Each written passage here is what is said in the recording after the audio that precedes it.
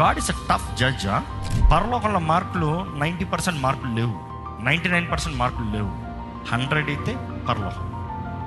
ఇసి రక్షించబడ్డ నీవు రక్షించబడిన దానికి రుజువు, అంతము వరకు సహించిన వాడు రక్షింపబడును. అంతము వరకు సహించిన వాడు ధన్యుడు. అంతము వరకు, టిల్ ది లాస్ట్. 90% వెళ్ళి ఆగిపోతాం కాదు, కొంతకాలం చేసి ఆగిపోతాం కాదు, కొంతకాలం బ్రతికి చేసి ముగిస్తాం కాదు. It is 100% life that God wants, 100% accountable. అదే అంటున్నాను, డిసిప్లైన్ యువర్ సెల్ఫ్. క్రమశిక్షణ పరుచుకో. నిన్ను నువ్వు క్రమశిక్షణ పరుచుకున్న తర్వాత దాని నుండి బయటకు ఉండి బ్రతకలేవు. You will be so much stuck in it.